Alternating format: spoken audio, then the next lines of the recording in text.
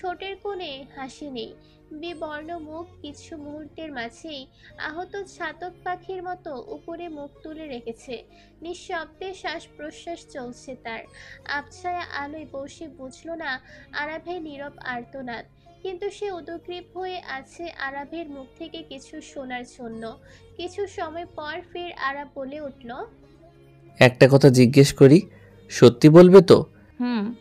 আমার ছোঁয়া কি খুব খারাপ পড়শি? তোমার কি খুব খারাপ লাগে? পৌষে থ হয়ে গেল। এটা কেমন জিজ্ঞাসা? জবাবটা কি দেওয়া উচিত এখন তার? আরাভের ছোঁয়ায় তো তার খারাপ লাগার কথা না, কিন্তু লজ্জা তো অবশ্যই পায় সে। এটাও কি মুখে ফুটে বলতে হবে এখন? কি এক লজ্জার মুহূর্ত! সে চরম অস্বস্তিতে হাঁসফাঁস করছিল, কোনো সদুত্তর দিতে পারল না। আরাব তার ছেলের হাসি দিল মুখে, তখন বলল, সরি পৌশি, আর কখনো তোমাকে বিরক্ত করব না। আমার এই হাত আর কখনো তোমাকে ছুতে যাবে না। পৌষি নিচের দৃষ্টি নিচে করে ফেলেছে, আমতা আমতা করে বলল, আমি কখন বললাম বিরক্ত হয়েছি? আর খারাপ কখন বললাম? তুমি সত্যি বিরক্ত হও না? আমার ছোঁয়া খারাপ লাগে না তোমার? তাহলে ওই সাফওয়ানকে কেন তোমার হাত ছুতে দিলে পৌষ মাস? কেন তার কাঁধে হাত রাখলে? শুধুমাত্র আমাকে দেখানোর জন্য তুমি ওই সাফওয়ানের সাথে প্রেমের অভিনয় করলে? তাকে তোমার কাছে আসার সুযোগ দিলে? আমি তোমার স্বামী হয়েও কখনো ওই চোখে দেখিনি, কিন্তু ওই সাফওয়ান তোমাকে দেখেছে দিনের পর দিন, রাতের পর রাত। বিশ্বাস করো, এই বুকে এখনও সেই ক্ষত রয়ে গেছে, আজও শুকায়নি। তারপর 5টা বছর আমি তোমাকে মুক্ত করে দিলাম, যাতে তুমি নিজেকে ভালো রাখতে পারো, তোমার অনুভূতিকে বুঝতে পারো। কিন্তু আমি পারিনি তোমাকে ভুলতে। বিশ্বাস করো, প্রতি মুহূর্তে আমি তোমাকে অনুভব করেছি, ছটফট করেছি, নির্ঘুম রাত কাটিয়েছি। আমি ভালো ছিলাম না, তাই তো ছুটে এলাম আবারও তোমার কাছে। ফিরে এলাম আবারও আমার পৌষ মাসকে পাওয়ার আশায়। কিন্তু তুমি আবারও একই রকম কাজ করলে। তবে এবার অভিনয় নয়, সোজা বিয়ের পিঁড়িতে বসে গেলে। একটা সুযোগ আমাকে দিলে না। আমার চোখের ভাষা কেন তুমি বুঝতে পারো না পৌষ মাস? কেন অন্যের জন্য আমাকে ঠকালে? তুমি জানো ওই ডাক্তার ছেলেটা তোমাকে কিভাবে গিলে খাচ্ছিল? তার নজর তোমার শরীরের কোথায় কোথায় বুলিয়েছে তুমি টেরই পাওনি। তুমি আমার হয়েও আমার নও পৌষ মাস। বারবার আমি হেরে যাই, ভীষণ বাজেভাবে হেরে যাই। আজও হেরে গেছি আমি পৌষ মাস। নিদারুণ নীরবতা গ্রাস করলো দুজনকে। আরাব চুপ হয়ে গেছে, হাতের জ্বলন্ত নিকোটিনের ধোঁয়া উড়তে ব্যস্ত এখন, অথচ পৌষে স্তব্ধ। সে তো শুধু রাগের বহিঃপ্রকাশ ঘটিয়েছে, কিন্তু এত কিছু ঘটবে হয়তো কস্মিন কালেও ভাবেনি সে। মুখের অভিব্যক্তি শূন্য, কাপা কাপা গলায় বলল, আপনিও তো হবু বউ নিয়ে এসেছেন, কই আমি তো জবাবদিহিতা চাইনি আপনার কাছে। আরাব মৃদু হাসলো, বলল, আমাকে কিছু বলার সুযোগটুকুও দাওনি। পৌষি আরো কিছু বলতে উদ্যত হলো, কিন্তু আরাব থামিয়ে দিয়ে বলল, অনেক রাত হয়েছে পৌষ মাস, যাও ঘুমিয়ে পড়ো। পৌষি নড়ল না। আরাব পুনরায় একই কথা বলল। সহসাই তার নাকে পুরা গন্ধ এসে ঠেকল।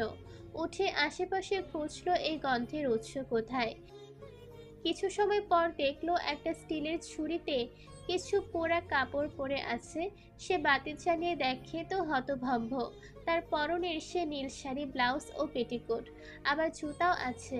পাত্রপক্ষের সামনে পড়েছিল এই শাড়ি, কিন্তু পরলো কেন বুঝলো না। সে কাঁপিত কণ্ঠে বলল, এসব কি আরব ভাই, শাড়িটা পরেছেন কেন? এই শাড়িতে অন্য পুরুষ আমার বউকে দেখেছে, তাই পুড়ে ফেলেছি। Are you mad? Yes, I am mad. Now please leave my room. সকাল হতেই নতুন এক মহাযুদ্ধে নিজেকে জড়িয়েছে পৌষি। রাত থেকে এমনিতেই মাথা ধরে আছে। একে তো আরাভের বিরূপ আচরণ, তার প্রতি অভিযোগের বহর দেখে, আবার অন্যদিকে তার মায়ের হুমকি ধামকি। সে নাকি রাতে আরাভের কোনো খেয়ালই রাখেনি, এই জন্য আরাব অভুক্ত এখনো। কিন্তু সেও তো রাতে খায়নি, এটা তো বললো না। এখন তাকে নাকি এই ঘুমন্ত আরাবকে জাগাতে হবে, তাকে তুলে খাওয়াতে হবে। এটাই বউ হিসেবে প্রধান দায়িত্ব তার। সে কখন থেকে আরাবকে ঘুম থেকে উঠানোর জন্য সে চেষ্টা করে যাচ্ছে। আরাবের রুমের অবস্থা যাচ্ছে তাই। সিগারেটের বেদখুটে গন্ধে তার বমি আসার উপক্রম। কোনো রকম নাক চেপে দাঁড়িয়ে আছে। বার কয়েক ডাকল সে, কিন্তু আরাভের নড়চড় নেই। কিঞ্চিত সাড়াও দিল না তার ডাকে। চিৎপটাং হয়ে কেমন বেঘোরে ঘুমাচ্ছে। রাতে সে কম্বল পরিয়ে গেছে, কিন্তু তার হুঁশ নেই। নিরুপায় হয়ে অন্য উপায় অবলম্বন করলো। হাতের কাছে পানির জগ ছিল, তার থেকে মুঠো ভরে পানি নিয়ে আরাভের মুখে ছিটিয়ে দিল। এতে অবশ্য কাজ হলো। আকস্মিক পানির ছিটায় আরাভ নড়ে উঠল। বদ্ধ দু চোখে চেঁচিয়ে বলল, কিন্তু চোখ খুলে পৌশিকে দেখে হা হয়ে গেল। জিজ্ঞাসা করলো, কে তুমি? পৌশি দু চোয়াল শক্ত করে বলল, ভূত। রাতে এসো, এখন আমাকে ঘুমাতে দাও। আজকে আমার দিনে ডিউটি পড়েছে, তোমাকে ঘুম থেকে ওঠানোর জন্য এসেছি। ওঠো জলদি। এত কাজ থাকতে তুমি আমাকে ওঠানোর দায়িত্ব নিতে গেলে কেন? তোমাকে আম্মু ডাকছে, জলদি ওঠো। আরাভ বিড়বিড় করলো, আম্মু? কোন আম্মু? দু চোখে তখনও ঘুমের রেশ। মনে পড়তেই তড়াক করে বিছানা থেকে নামলো। তার ছোট আম্মু তাকে ডেকেছে। দু পায়ে দু রকম জুতা পরে বেরোনোর উদ্দেশ্যে দাঁড়ালো। পৌশি অবাক হলো, এইভাবে বাইরে যাবে? আরাব কিছুটা এগোতেই পৌশি তার সামনে বাধা হয়ে দাঁড়ায়। চোখ পাকিয়ে বলল, আরে কোথায় যাচ্ছ এভাবে? ছোট আম্মুর কাছে। একদমই না। আশ্চর্য তো, আমাকে ছোট আম্মু ডেকেছে, আমি যাব না? না, যাবে না। আরাব পৌশির কথা অগ্রাহ্য করে পুনরায় দরজার দিকে ছুটল। নিরুপায় হয়ে পৌশি তার গায়ের টি শার্টের এক কোণা চেপে ধরল। আরাব হকচকিয়ে গেল মুহূর্তেই। দু চোখে গোল গোল করে বলল, এভাবে জামা ধরে টানাটানি করো কি জন্য? মুখে বলতে পারো না? তুমি গোসল করে তারপর বাইরে যাবে? গোসল করতে হবে কেন? আমি কি বাসর করেছি নাকি? পৌশি ভ্যাবাচাকা খেয়ে গেল যেন। রাতে মহাপুরুষ সেজে তার কাছে বিষাদ বিসর্জন করলো, আর এখন বেহার মতো বেফাস বাক্যে আওড়াচ্ছে। বেদ্যপ লোক। সে চোখ মুখ কোচকালো, নাক সিটকে বলল, তোমার গায়ে সিগারেটের বিশ্রী গন্ধ আরাব ভাই। এভাবে আম্মুর সামনে যাবে? ইয়াক, আমার তো নিজেরই বমি আসছে। হুট করে আরাভের মুখাবয়ব বদলে গেল। মুখের কোণে কিঞ্চিত বক্র হাসি। ভৎসনা করে উঠল নিচেকেই নিচে। বলল, খুবই বাজে গন্ধ, তাই না পৌষ মাস? হুম। আচম্বিত আরাভের দু ঠোঁট প্রসারিত হলো। পৌষি বোঝার আগেই শুরু হলো তার মহাপ্রলয়। আচমকায় ঘটল ওষ্ঠাধয়ের সন্ধি। নিকোটিনে পোড়ানো আরাভের সেই কালচে দু ঠোঁটে একচ্ছত্র আধিপত্য বিস্তার করল পৌষির ওষ্ঠদয়ে। আকস্মিক এমন ওষ্ঠাপটে সে হতরুদ্ধ প্রায়। কস্মিনকালেও ভাবেনি এমন কিছু। সিগারেটের বিদঘুটে গন্ধ তার মুখের ভেতরে এখন। দম বন্ধ হবার অবস্থা প্রায়। শেষে না পেরে আরাভের চুল টেনে ধরল, কিন্তু আরাভ যেন অপ্রতিরোধ্য, বেপরোয়া। তাকে আটকাতে নখ দিয়ে খামছি কাটল চড়ে। এতে বোধ হয় কাজ হলো। আরাভ তার ওষ্ঠাধয় ছেড়ে দিল আলগোজে, কিন্তু হাতের বাঁধন শক্ত করে কোমর জড়িয়ে ধরল। মিহি গলায় হুমকি ছুড়ল তার উদ্দেশ্যে, আর কখনো গন্ধ বললে এর থেকেও কঠিন শাস্তি দেব পৌষ মাস। নিচের মুখে হাত রেখে পৌষি দৃষ্টি নামিয়ে রেখেছে। চোখাচোখি হলো না আর, কিন্তু নিজ মনে কিছু অশ্রাব্য গালি ছুড়ল অসভ্য বেহায়া খবিশ লোক। আরাব তাকে ছেড়ে দিয়ে ওয়াশরুমে চলে গেল। পৌষিও সুযোগ পেয়ে রুম থেকে বাহিরে হয়ে এলো। এই লোকের সামনে সে আর আসবে না, একদমই না। তার এখনো কেমন যেন লাগছে। পুরো শরীর থর থর করে কাঁপছে, মাথাও ভন ভন করছে। এখনো বিশ্বাস করতে পারছে না সে। নিজের রুমে যাওয়ার পথে প্রিয়ার সাথে দেখা হলো। সে বলল, আরাব কোথায়? তোকে কখন পাঠালাম তাকে ডাকতে, ও ওঠেনি এখনো? পৌষি বিরক্ত হলো মায়ের কথায়। বলল, জানি না, মন চাইলে তুমি ডাকো, আমাকে বিরক্ত করো না তো। তারপর হনহনিয়ে নিচের রুমে প্রবেশ করলো। প্রিয়া হা হয়ে মেয়ের যাওয়া দেখলো শুধু। সে ভেবেই পায় না তার মেয়েটা কি এখনো বাচ্চা। স্বামী সংসার কবে বুঝবে সে? কোথায় আরাবকে বোঝার চেষ্টা করবে তা না, তার বাপটাও হয়েছে এমন। এদের নিয়ে সে পড়েছে মহা বিপদে। আরাব খাবার টেবিলে এসে দাঁড়ালো। প্রিয়া তাকে দেখে বলল, বসো বাবাজি।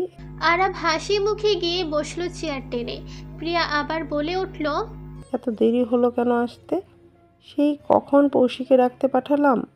আরাভের মুখে লাজুক ভাব। বলল, তোমার মেয়ে তো আমাকে গোসল না করে বেরোতেই দিচ্ছিল না, রুম থেকে। তো আমি কি করব বলো? প্রিয়া ভীষণ লজ্জা পেল। সে কি জিজ্ঞাসা করে ফেলল। আরাপ অবুঝের মতো হয়তো বলে ফেলেছে তাকে, তাই ভেবে নিল আনমনে। দাঁতে দাঁত চেপে নিজেকেই শাসালো বেশ।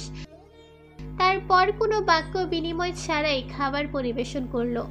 আরাপ খাবার নিয়ে বসে আছে। চোখ বুলিয়ে দেখলো তার প্রিয় খোলা চিতই পিঠা আর গরুর মাংস টেবিলে সাজানো আছে। সেই দিকে তাকিয়ে বলল, ছোট আম্মু, তোমার মেয়ে কই? প্রিয়া বার কয়েক ডাক দিল পৌশিকে, কিন্তু তার সারা শব্দ না পেয়ে রুমে ছুটল ডাকার জন্য। বের হচ্ছে না দেখে শেষে ধমক দিল। পৌশি ত্রস্ত পায়ে খাবার রুমে এলো।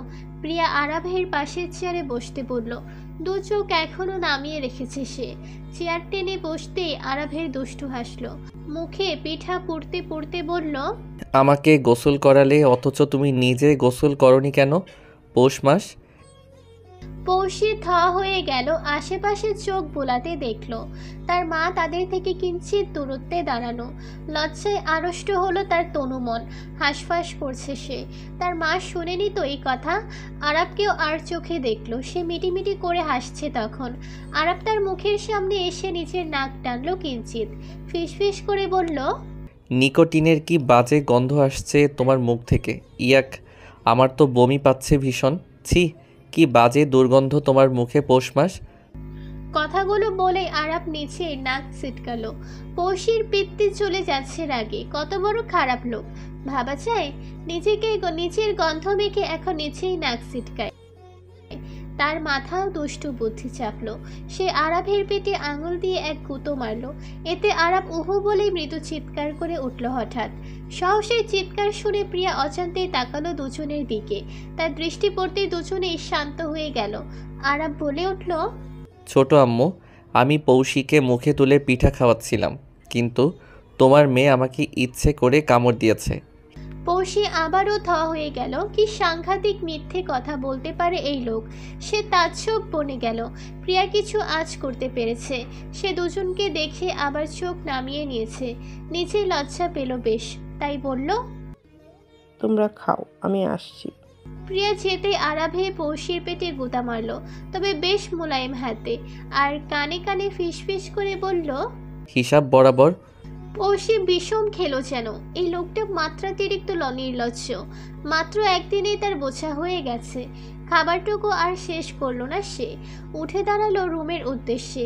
পেছন থেকে আরাব ডেকে উঠল, কোথায় যাও পৌষ মাস? আমার আরও একটা গুঁতো দেওয়ার বাকি আছে কিন্তু। দাঁড়াও, সেটাও নিয়ে যাও। বড় বড় অক্ষরে লাল দেয়ালে রূপালী পলক, আঞ্চলিক পাসপোর্ট অফিস ফেনী। পৌশির বিস্মিত অক্ষি যুগল। Passport office. সে হাঁ হয়ে আছে। ঘর থেকে বেরোবার সময় জিজ্ঞাসা করেছিল একবার। তখন আরাবের এক কথায় উত্তর ছিল যাওয়ার পর দেখবে। তার বিস্ময় তো কাটছেই না। হঠাৎ এখানে কেন? তার কৌতূহলী দৃষ্টি আরাবের দিকে পড়ল। ড্রাইভিং সিটে আরাব এক ধ্যানে ড্রাইভ করছে। চট করে বলে উঠল, পাসপোর্ট অফিসে কেন আরাফ ভাই? আরাব এক পলক তাকালো। বিড়বিড় করে বলল, মাথা মোটা। পৌশি বিড়বিড় করা পুরো কথাই শুনল। বলল, বুঝলাম না, আমি এখানে মাথা মোটার কি কাজ করেছি? জিজ্ঞেস করেছি এখানে কেন, আর তুমি বলছো মাথা মোটা? আশ্চর্য তো। আরাব জবাব দিল না কিছুই। গাড়ি পার্ক করে বলল বেরিয়ে আসতে। পৌশি গো ধরে বসে আছে গাড়িতে। বের হচ্ছে না কিছুতেই। আরাব উপায় না দেখে পৌশিকে হাত ধরে টেনে বের করলো, কিন্তু সে এখনো নিচের জেদে অটল। অফিসের ভেতরে থেকে এসে আরাব কিছু কাগজে স্বাক্ষর করলো। তারপর পৌশিকে বলল স্বাক্ষর কর। সে রাগে গজগজ করছে। তার জবাব না দিলে সে স্বাক্ষর করবে না। আরাব ফিসফিস করে বলল, তোমার জামাই যে কানাডিয়ান প্রবাসী ভুলে গেছো? পৌশি ছোট্ট করে জবাব দিল, তো? স্বাক্ষর করো জলদি, কাগজ জমা দিতে হবে। আমি কেন স্বাক্ষর করব? কারণ তুমি মাথা মোটা। পৌশির উচ্চস্বর ভেসে এলো। ঠিক আছে, আমি স্বাক্ষর করব না, বেরিয়ে যাচ্ছি। আরাব কিছুই বলল না মুখে। পৌশির হাত চেপে রেখে সে নিজের হাত দিয়ে কাগজে সই করলো। অফিসের লোকটা মুখ টিপে হাসছে। মাথা নিচু করে রেখেছে এদের কাণ্ডে। মিনমিন করে বলল, বউ কি রেগে আছে আপনার উপর? আরাব মৃদু হাসলো। বলল, আমার বউ রাগ করে নেই। আসলে জামাইয়ের উপর অভিমান করে আছে, সে আসলে কানাডা যেতে চায় না। লোকটা মাথা তুলে এক পলক তাকালো, হেসে উঠে বলল, ও তাহলে এই কেস। পৌশি তাজ্জব বনে গেল। হঠাৎই তার রাগের পারদ আরো কয়েক ইঞ্চি বাড়ল। সে হিসাব মেলাতে ব্যস্ত, তাকে কানাডা নিয়ে যাবে আরাব, এর জন্যই পাসপোর্ট অফিসে নিয়ে এসেছে। মস্তিষ্ক বিরোধিতা করে উঠল তার সাথে সাথে। অসম্ভব, ফোঁস করে বলল। কিছুতেই আমি কানাডা যাব না। আরাব ভৎসনা করে বলে উঠল তাকে। আজব, তোমাকে কে কানাডা নিয়ে যাচ্ছে? তাহলে একটু আগে যে বললেন। আমি তো নিয়ে যাব না, কিন্তু তুমি চাইলেই যেতে পারবে। মানে? যখন জামাইকে খুব মিস করবে, তার কথা ভীষণ মনে পড়বে, তখন যেন কানাডা ছুটে যেতে পারো, তাই পাসপোর্ট রেডি রাখলাম। পৌশি তাচ্ছিলের সুরে বলল, আপনাকে মিস করার প্রশ্নই আসে না। তোমার জামাই আর দেশে ফিরবে না, মনে রেখো কিন্তু। শেষোক্ত কথায় পৌশির রাগ হলো না, কিন্তু মনের কোণে বিষাদের নীল বেদনায় আহত হলো ঠিকই, অথচ মুখের রাগের বহিঃপ্রকাশ। বলল, তো আমি কি করব? আরাব মৃদু হাসলো বিনিময়ে। পাসপোর্ট অফিসের কাজ শেষ করে রেস্টুরেন্টে বসলো দুজন। পৌশিকে বলল, মেনু দেখি তোমার পছন্দের খাবার অর্ডার করো, এরপর জামাই নিয়ে ঘোরাঘুরি করার সুযোগ আর নাও পেতে পারো। পৌশি নিশ্চুপ, প্রত্যুত্তর করলো না তার। আরাব পৌশিকে পুনরায় বলল, তুমি খাবার পছন্দ করো, আমি ওয়াশরুম থেকে আসছি। পৌশি থম মেরে বসে আছে। হঠাৎই ভূকম্পন হলো বোধহয়। সে আঁতকে উঠল, তাকিয়ে দেখলো টেবিলে আরাভের মুঠোফোন কম্পিত হচ্ছে। অবাক হলো ভীষণ, না চাইতেও তার মুঠোফোন হাতে নিল সে। নামবিহীন একটা নাম্বার ওঠানামা করছে। প্রথমবার দেখেও না দেখার ভান করলো, কিন্তু দ্বিতীয়বার রিং হতেই কল রিসিভ করলো। মেয়েলি এক কণ্ঠস্বর ভেসে এলো তখন। তাকে জিজ্ঞাসা করলো, কে তুমি? সে চটজলদি জবাব দিল। মোবাইল মালিকের ওয়াইফ। আচমকা মেয়েলে ওই কণ্ঠস্বর ক্ষিপ্ত হয়ে গেল, বলল, হোয়াট এ জোক! তুমি ওয়াইফ হলে তাহলে আমি কে? পৌশি বাকরুদ্ধ এমন বাক্যে। মস্তিষ্ক ফেটে পড়ছে জ্বলন্ত লাভার মতো। ক্ষুব্ধ হলো সেও, বলল। মেয়েলি কণ্ঠস্বর যেন আরো ক্ষিপ্ত হলো। তাকে ইংলিশে বলে উঠল। You R beach.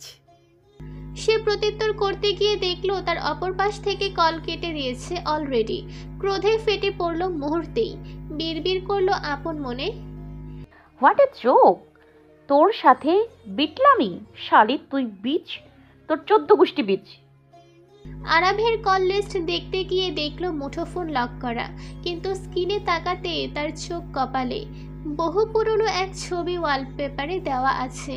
ছবিটি চিনতে অসুবিধা হলো না তার আর আরাভের ছোটবেলার বিয়ের ছবি। এই ছবি সে মায়ের অ্যালবামে দেখেছে একদিন। তার কাছেও এরকমই এক কপি আছে। তাদের এই ছবি ওয়ালপেপার দিয়েছে দেখে মনে একটু হলেও শান্ত হলো, কিন্তু মুহূর্তেই তাকে গালি দেওয়া ওই নারীর কথা ভাবতেই তড়াক করে ক্রোধানলে তার মস্তিষ্ক টকবক করছে। কাছে পেলে এক্ষুনি তাকে চিবিয়ে খেত। সহসায় দপ করে আরাব বসলো তার পাশে, তার দিকে তাকিয়ে বলল, খাবার পছন্দ করেছো? পৌশি তখনও অন্যমনস্ক। হঠাৎই আরাভের কথা কর্ণগোচর হতেই তার দিকে তির্যক দৃষ্টি দিল। হুট করেই বলে বসলো, আপনার কয়টা বউ আরাফ ভাই? এমন প্রশ্নে আরাব বোধহয় বেশ মজাই পেল। ঠোঁটের কোণে কিঞ্চিত হাসি ঝুলিয়ে বলল, এই তো ডজন খানেক, তবে আপাতত একজনই আছে। কানাডায় নিশ্চয়ই আপনার বউ রেখে এসেছেন, তাই না? হ্যাঁ, রেখে এসেছি। কেন বলো তো? তো বউ রেখে এখানে কি করছেন? যে মজাই দেশে, সেই মজা কি সে দেশে আছে নাকি? মানে? আরাব ফের হাসলো, বলল, মাথা মোটারা এত কিছু বুঝে না। আচ্ছা, আমি মাথা মোটা, তাহলে ঠিক আছে, আপনি খান আপনার পছন্দের খাবার, আমি আসছি। আরাব কিছু বলার সময়ই পেল না। হুট করে পৌশি হনহনিয়ে বেরিয়ে পড়লো রেস্টুরেন্ট থেকে। আরাব ভ্যাবাচাকা খেলো পুরোই। আরে এই মেয়ে এত চেতে আছে কেন আজ? সে পিছু নিল পৌশির। ছুটে এসে তার বাম হাত চেপে ধরল। অল্পের জন্য সিঁড়িতে পড়তে গিয়েও তারা দুজন বেঁচে গেল। আরাভে সব সামলে নিল। স্বস্তির নিঃশ্বাস ছেড়ে মিহি সুরে বলল, কি হয়েছে, এমন রেগে আছো কেন? পৌশি ফোঁস করে জবাব দিল, হাত ছাড়ুন, আমি বাসায় যাব।